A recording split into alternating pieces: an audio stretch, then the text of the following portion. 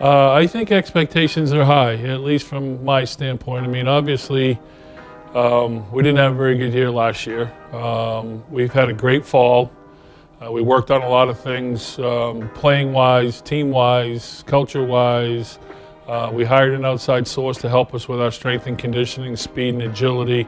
The progress that we've made this fall, I would say probably equals any fall that we've had since I've been the head coach. So from my standpoint, our expectations are going to be very high.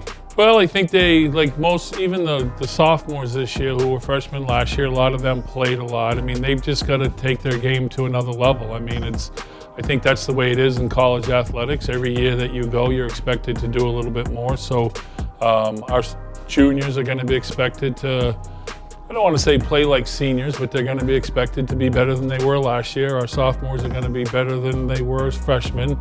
And we've got some pretty good freshmen that have come in. So I think everybody's expectations of themselves have to go to another level. Their own expectation needs to be high. They have to come into the year expecting themselves to do great things. I think sometimes when kids get to college, they're not really quite sure how good they can really be. And I know one of the things we're going to challenge our players with this year is like, how good do you really want to be? You can be a lot better than probably you think you can be. And I think for our sophomores this year who played last year as freshmen, I mean, that experience is invaluable to them. I think more in terms, maybe not so much in playing on the field, but in terms of how to prepare for the springs that we have in terms of we got to go to the Dome next week and then we've got to travel, and you know what, you might have to stay overnight because the snowstorm hit, and how am I going to get my schoolwork done? So it's not so much playing, it's how do I handle all the other things that are thrown at me having to play softball at Maine. That's the biggest thing for them. And I think the one thing about playing here is it's the challenges that make the program great. The challenges that we have to overcome and they have to overcome, and they see that they can do it, is only going to help them as they become adults and they get out into the real world. It's like, holy smokes, I overcame that. I can do almost anything now. Well, I think, I'd probably start out of those sophomores. I'd probably start with Kelby Drews, who played a lot of shortstop for us last year. She's hard-nosed, she's tough, she's competitive, she expects a lot of herself. She works really hard, and she's our shortstop. I mean, if you look at any team, any level, baseball, softball, they're good at catching, they're good at short, they're good at center field, and they're good pitching. Good up the middle. So you start with a good shortstop. So I think it probably starts with her. We got a couple of second basemen, Grace McGoldrick and Amanda McBurney, who will play second. Expect a lot out of them because they're in the middle of the field. And then I think Emily Reed and Gabby Siciliano, a couple of pitchers who are sophomores, they're going to be looked upon to help Kylie and Lily pitch and contribute to what we're doing. So I think the sophomores, I don't think there's one class that's more important than the other. I think collectively they've all got things they've got to do for us to be successful.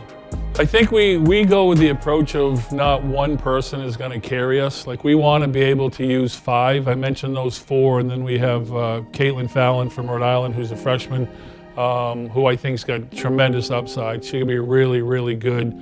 She's another one of those people that I don't think she knows how good she can really be. But those 5, Caitlin, Kylie, Lily, Emily, and Gabby, we're going to use them as a staff. There are some people that use their pitchers as one pitcher that throws 220 innings. We want our kids to be strong. They're all a little bit different in what they bring to the table. So someone that can dominate kids that can hit rise balls, we want to use them. If they can't hit the drop ball, we want to use a pitcher that can come in and throw the drop ball and so forth. So I don't think there's one person. Although, like you had mentioned, Kylie and Lily have the most experience. But I think as the year goes on, they'll all get their chance, and as the year goes on and you get to the tournament, you got to play your best people. I think it's still kind of, the jury's still out on how it's going to play out. I think the one thing that we have this year that we haven't really had in the past is we're too deep at every position. We've got 2 really good players, I think, at every position. I'd go back and start it with Kelby again. I think Kelby's probably going to hit 3rd for us. But you've got other people like Greenie Lee, who is as fast as anybody I've ever seen. She hits from the left side. I mean, to be able to get her on base, and then follow her up with some other fast people. Kaya Enos, who plays left and center, can be really, really good too. A couple of our freshmen, Izzy from California and Jazz from California, who play corners, they're going to be looked upon to give us some offensive production. I think right now, if you said, what's your lineup, I couldn't tell you. I can just tell you that Kelby's probably going to play short. Keely Clark will probably catch to start with, because Keely did most of the catching last year, and then I think the rest of it is just kind of up in the air, only in terms of because we're deep and they're all good. Well, I think Mariah Pearson, who's from North Carolina, didn't really play in the fall, or she didn't play in the fall because she had operation on her shoulder. So I don't really know where she's going to fit in. Left-handed hitter, can play the outfield, can play first. Really, really competitive. Like I mentioned, Izzy at first probably will get a chance to play. Jazz will get a chance to play because, like, we lost Alyssa Derrick at third. She played all the time for 4 years, so it'll be Jazz, and then Becca Finley are going to battle it out for third. I could see all 4 of them playing.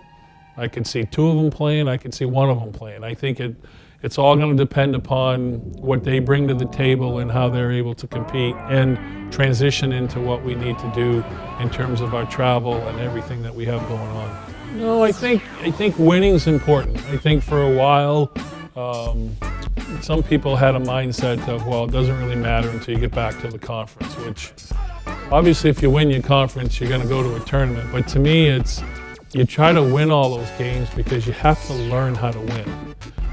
It's not just all of a sudden you get to your conference games and it's like, oh, all right, I'm going to learn how to win now. You need to compete and learn how to win. And if you have the mentality of this doesn't really matter, you're going to have games in the spring where you think, oh, it doesn't really matter.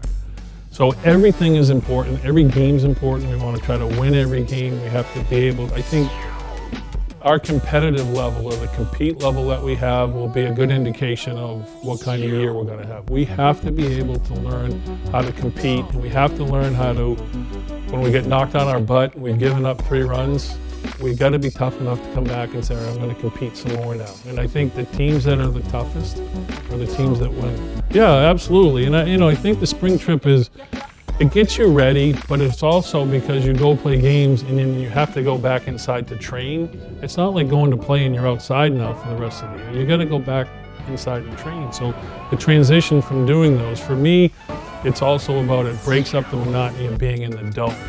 So the first 2 weekends you go play, you got 5 games on the weekend, let's go compete, let's see what we do well. And then when you get to the spring trip, and we're going to try something different this year in the spring trip that we haven't done, we're actually going to play fewer games and practice more, because it gives us an opportunity to practice outside as opposed to playing a bunch of games and then having to come back inside. It gives us a chance to really understand the game. So we're going to practice more during our spring trip. And we haven't done that. I think it'll be beneficial for us, because the other thing that happens in the spring trip with the travel, kids get tired. They get, and some people think, how can you get tired? But traveling makes you tired.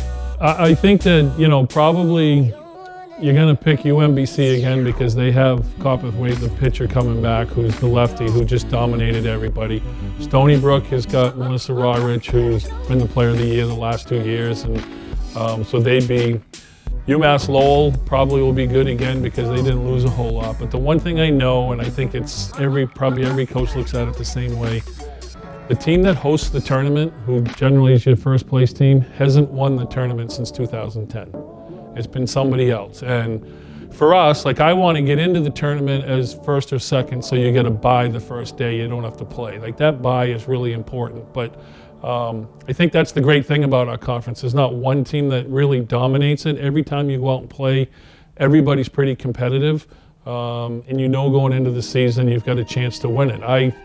From our standpoint, I fully expect that we're probably in the preseason poll going to be picked last, because we were 12-29 last year. We lost 4 seniors, but you know what?